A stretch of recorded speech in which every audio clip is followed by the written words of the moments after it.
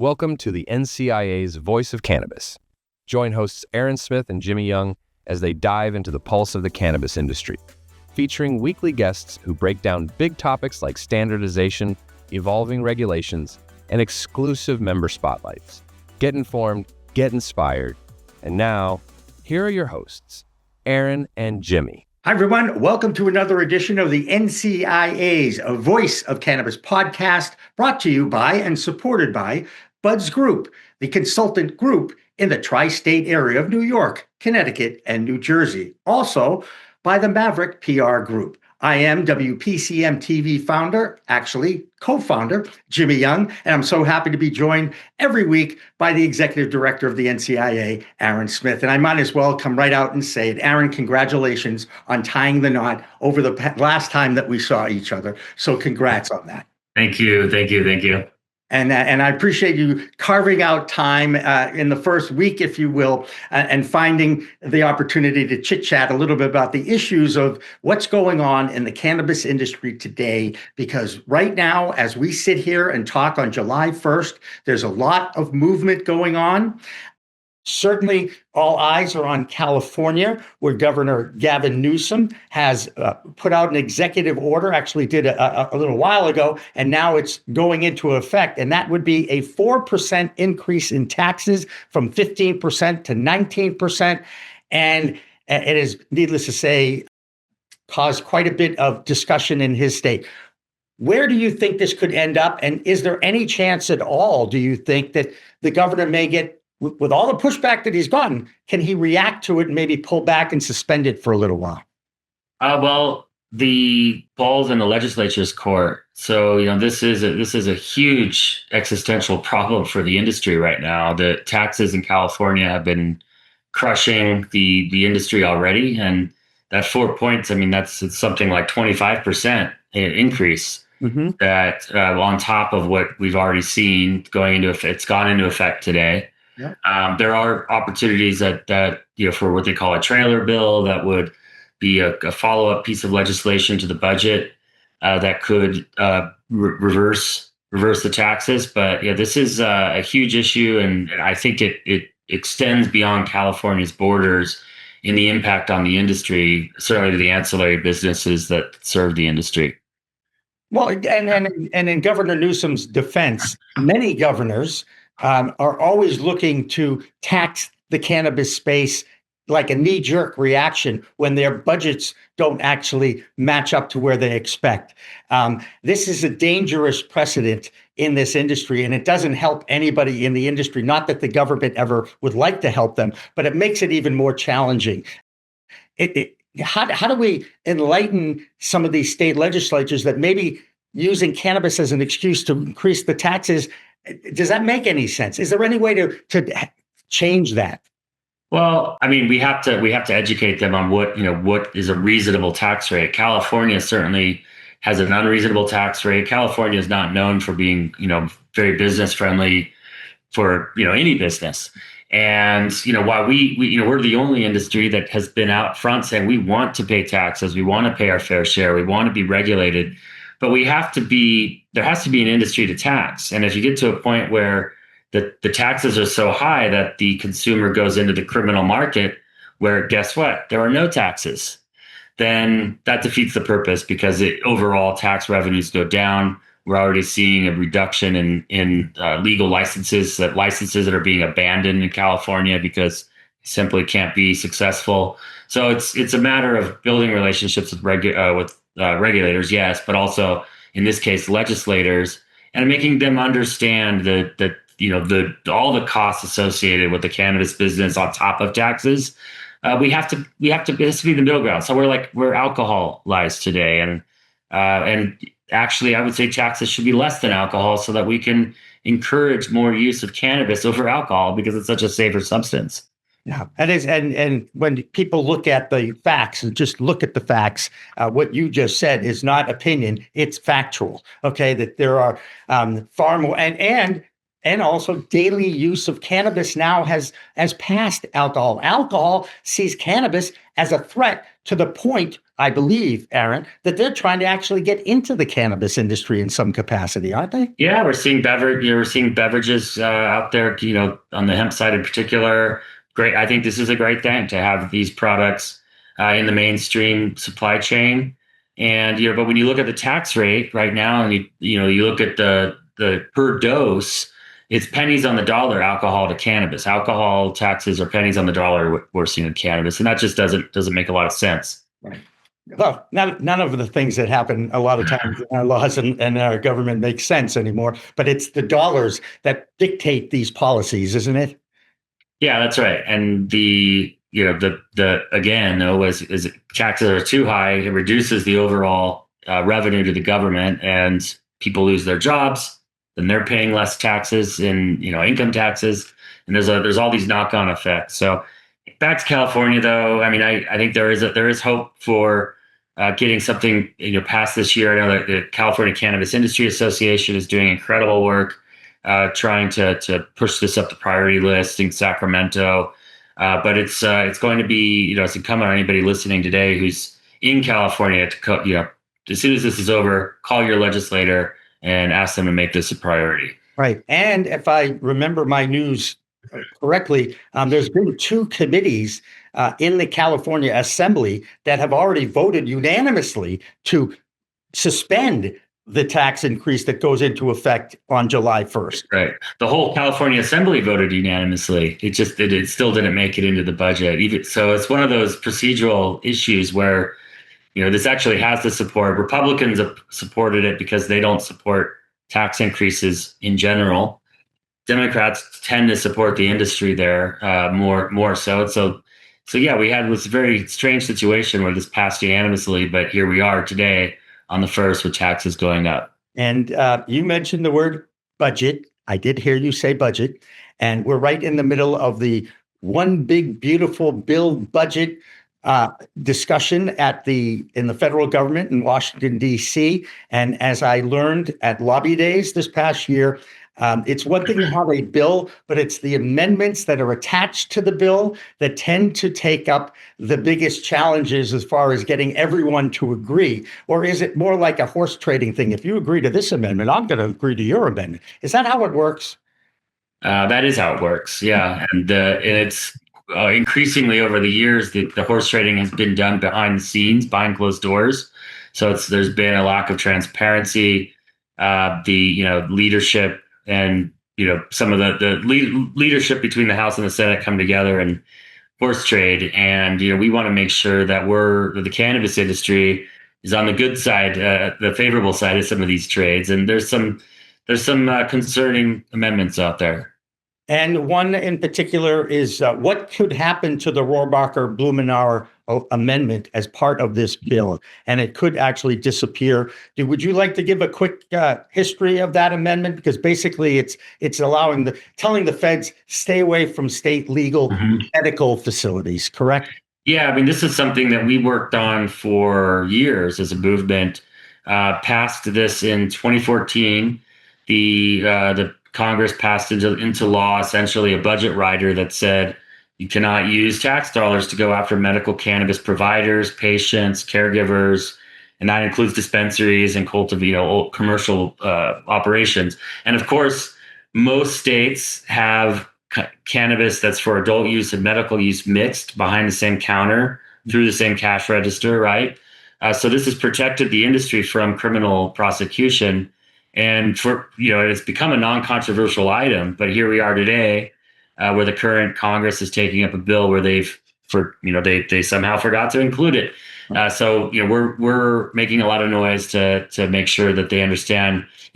As Texas just became the 40th state to pass medical cannabis, how could Congress a Congress that so it purports to support states' rights, be trying to undermine the voters of Texas who have passed a medical cannabis law? It makes no sense, and I'm hopeful that we will get the amendment reinserted into the budget at the end of the day. And you mentioned Texas, so I have to follow up with that. On a Saturday night, Governor Abbott made sure that the medical community, the medical marijuana program in Texas was given a few more diagnoses that they could offer cannabis as a prescription to patients. And then not even 24 hours later, he vetoed the hemp bill that caused an incredible response from his lieutenant governor, Dan Patrick. And without flat out calling him a liar, he basically did say in his press conference that, oh, dude, the governor just lied to me because he said he was going to pass it. Now, I'm sorry. I can't imagine that's good politics, is it? No, I don't. Yeah, I don't think so. And I think the governor did the right thing. And clearly we need to regulate these products, but these products are here to stay, and putting them, taking them off the legal market and putting them into the black market does nothing to protect public safety. Right. It does nothing to keep the product out of the hands of children. Like, these are the things that we all care about, and including the lieutenant governors, keeping these products out of the hands of children, making sure they're safe. That's what we need to focus on, and we do that through regulation, not prohibition. Correct. Labeling and education in schools and also in the home. Parents have to embrace the fact that this product is here and talk to their children about these products and why they are really designed for people with adult 21 growth, physiological growth, if you will, because the impact on younger brains is a lot more impactful and more intense than it is after you become a fully engaged adult at age 21, which I could have sworn is just a number, but it's not. It really means a lot in our society, and I get that because I grew up when the drinking age was 18, and I know you didn't. Okay, so that being said. And I am what I am. Let's go. And it should be the same age, whatever that age is. That should be the age, because you're talking about a product that is safer than alcohol. And we don't take a position on what that age should be, but as long as that age is 21, that's the age that it should be for alcohol. That's the age it should be for cannabis as well. Well, you like to follow the regulations. You like to have them in place, and you can build your business around what is regulated, and then you go in business. But the fact that 18-year-olds can vote and 18-year-olds can go serve in our armed forces and yet can't have access to alcoholic beverages or cannabis, I don't think makes any sense, because you're asking them to really sneak around to try them or do them. And if anybody remembers what they were like when they were under 18, I know one thing: if my parents told me not to do something, I was far more interested in trying them out and checking them out than actually listen to what mom and dad wanted me to do. That's right. I mean, I think that probably, I think that probably contributes to the fact that cannabis use among teens has been in decline as we've been legalizing. That may be one of the reasons. I think there's a lot of reasons for it. The big one is that we're putting it behind a regulated counter, so much of the market. But I think that taking the stigma away also takes the allure away for rebellious teens that are just looking to do something illegal. And some of us have never grown out of that rebellious teen. Let's just leave it at that. Okay. Let's see where we're going now. What's next for this amendment, and how confident are you that they can leave it alone? Well, there's a lot of different, this goes through the House, it goes through the Senate, and then at the end of the day, there's what you call reconciliation, which is leadership coming together between the House and the Senate, and not only reconciling differences between the bill. That's kind of how it used to be. Now it's also potentially just making amendments behind closed doors after the bill is passed, which is, don't get me started on whether that's a good policy or not, but that's how Congress operates today. But that also provides us the opportunity to have allies kind of horse trade to make sure that this amendment gets reinserted. And it's worth noting that the past Trump administration, every year they submitted a budget. They had stripped this out of that budget every single year, and they did manage to get it back in at the end. So a lot of times, they, being the White House, put these amendments in there that they really don't care about that much, but they're putting them there as bargaining chips, right, so that maybe there's something they do care about that they're able to trade for. Right. And so that's sort of, I think, the game that's being played, and that's why. But I would say, that doesn't mean not to be concerned about it, because for one thing, there's a different paradigm now. Congress is a much more in lockstep with the president than they were, in the 2017 budget, for example. Just the Republican Party's changed and become more loyal to Donald Trump.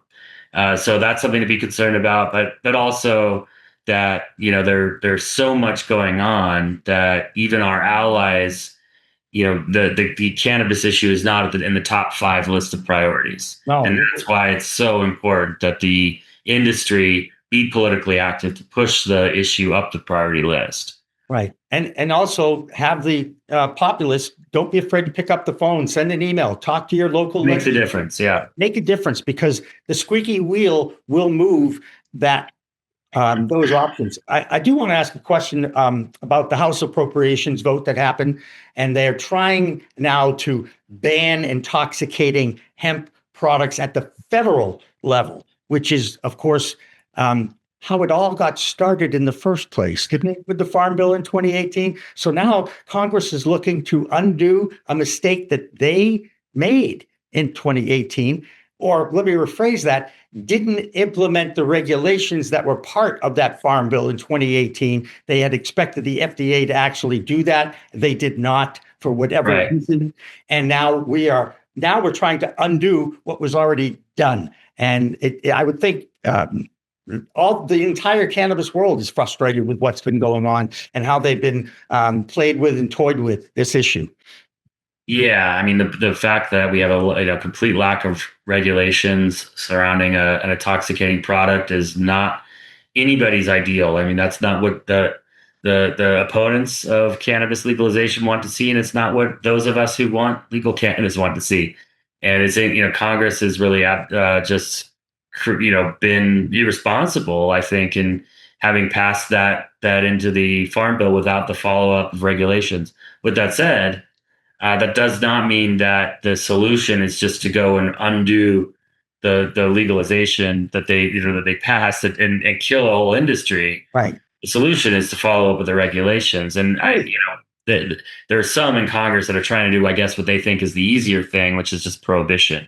But it's also because those who are behind the prohibition efforts, these are prohibitionists. These aren't people that have been espousing, support for regulations all along. They're just seeing this as an opportunity to push back against the evil cannabis industry. Right. But you mentioned that, when they go into these negotiations and the horse trading goes back and forth on these amendments, it's leverage. It gives them leverage. Okay, we'll back off the ban. Yeah, exactly. But we'll give you up to 1% THC in your infused products, or something that appeases both sides, to be honest. But I don't know if that's ever going to happen. But the word leverage is key in any negotiation. And those who are strong arming in negotiations, and I don't want to use the word bully, but it's a bullying tactic. That's what they do, is that they say, oh yeah, well, and then they ease off it a little bit so that somehow or other both sides believe that they walk away from the negotiating table with a win. Is that right? Yeah. Yeah, no, that's exactly right. And so that's my sports knowledge, by the way. Okay. Sorry, that's how all sports negotiations are done too. Hey, question for you. How much attention to the hemp battles in the various states, and even now in the federal government, how much does that take away from really the center message, which is, are we ever going to get to legalization of the cannabis sativa plant? It takes your time away from the big picture because you have to deal with the little picture, doesn't it? Yeah, in some ways. I mean, the intra industry and intra movement politics, I think, is maybe what's most distracting, in that we have a good segment of the industry that is divided now over this issue because they think, well, the best solution is just prohibition, and that creates parity, which we all support parity. We want cannabis and marijuana products to be treated the same, or hemp and marijuana products to be treated the same if these are cannabinoids that are bioidentical. Mm-hmm. But that doesn't mean that we should pull down the hemp products into, and reimpose 280E on the hemp products, reimpose prohibition, call in the DEA to, storm in and raid these otherwise legal businesses. And so, for us, parity means raising up the marijuana industry, reducing some of the state regulations, imposing regulations that are equal across both at the federal level. And that's the harder thing to do, but it's the right thing to do. And so, yes, it is a distraction. But, it's something that, we look past and look toward our North Star, which is ending cannabis prohibition. And the way to do that is not by getting involved in petty squabbles that are going to set the industry back. Exactly. One more positive note, I believe, coming out of Washington, D.C., it does look like the VA doctors, the Veterans Administration doctors, are now going to be able to recommend medicinal cannabis to their veterans who come to them for various ailments, including PTSD. That, by the way, long overdue, don't you think? Well, way long overdue. This is probably the most bipartisan cannabis issue out there. It's been this has been proposed by rabid opponents of the industry over the years, and so I'll note that it's not a sure thing. I mean, this is another amendment that's out there that could be horse traded away. It's passed in the House already multiple times and been dropped from the ultimate version of the bill in the past. So it's something that we can't take for granted. I am more hopeful than ever. This is something that is, like you said, way past overdue, and it's very non-controversial. I mean, nobody thinks that veterans should be denied access to plant medicine when their doctor says it's the best treatment for them. Right. And again, look at the options that these are veterans, the people who have represented our country and fight for our freedom, are handed opioids and handed, or wait, they don't even need the opioids. They can go to the bar and abuse alcohol if they want. Right. I mean, it's there for them to do that, and they're looking the other way on that. And I'm like, this makes no sense. These are the people that need the help the most, our veterans. And these are the people that are fighting for our freedom. And if they don't have the freedom to choose a natural plant medicine under the guidance of their doctor, then who does? I mean, this is this is something that 90% of Americans support. Legal access to medical cannabis. I don't think there's any other issue that I can't think of another issue that has that kind of public support. And I don't think there's been a poll that asked just on veterans, but I bet you'd push that number above 90% if you were to just talk about veterans. So let's get this done. Absolutely, and way overdue. I want to talk a little bit about the international cannabis scene for a second, even though I know that's outside the boundaries of the United States, but that really goes to my question. We've seen a lot of movement in Europe with Germany implementing a form of legalization, if you will. We've also reported on the UK, Great Britain, introducing more study, but they're starting to ease up and look at it from a medicinal perspective and how they might be able to implement it fairly and regulate it properly and all that. That's going on in England. And then you've got what happened in Thailand, which is absolutely one of the most bizarre stories I think that I've covered since we started covering news on a regular basis. Is first, the government sends plants, clones, to its populace when they legalized it and said, hey, it's legal, go ahead, grow it yourself, enjoy it. And now they're recriminalizing the fact that you have it in your house. I mean, that's just crazy nuts, but I'm glad that we don't have to deal with that issue here. Yeah, I mean, it's pretty bizarre. And I think it's certainly an outlier, though. I mean, every other country we've seen move forward with some kind of reform has either expanded that reform or at least kept it in place. And, I think they kind of made a misguided decision there. Yep. There was a concern around tourists, flocking to Thailand to use cannabis, and I think that could easily be turned into a positive for the country through proper regulation. And I'm not super close to what's happening there, but I've followed it and think it's pretty bizarre as well. Pretty bizarre. That's the best way to look at it. And I can certainly understand the draw based on my own personal experience of the 70s. We'll just leave it at that, shall we? Okay.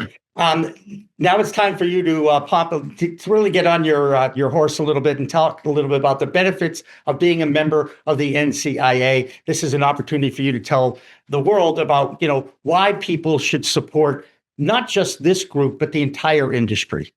Yeah, well, thanks. The industry exists because of decades and decades of hard work from advocates and lobbyists who have moved public opinion and moved legislation along long before I even was born.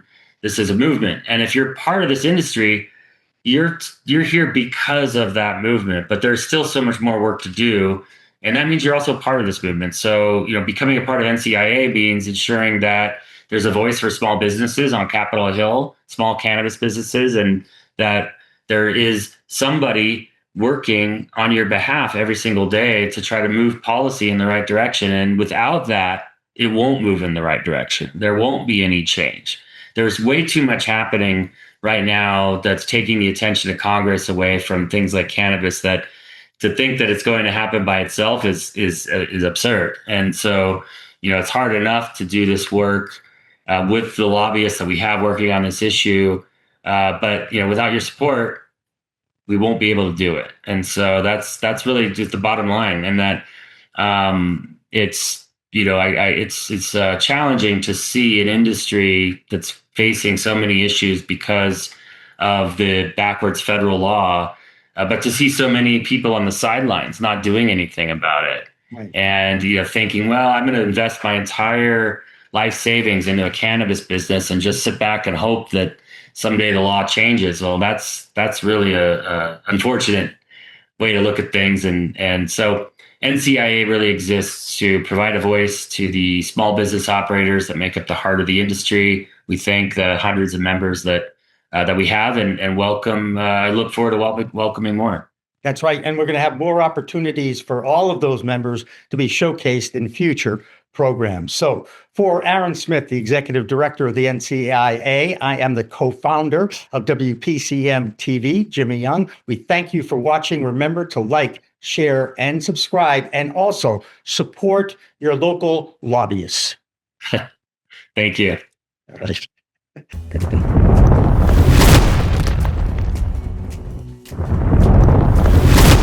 Counting Buds has grown into Buds Group, the same award-winning quality, now with more service offerings.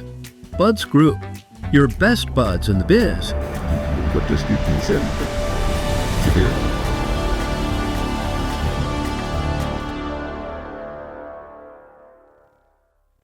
Looking for PR that over-delivers on expectations? At Maverick Public Relations, they pair big agency experience with personalized attention.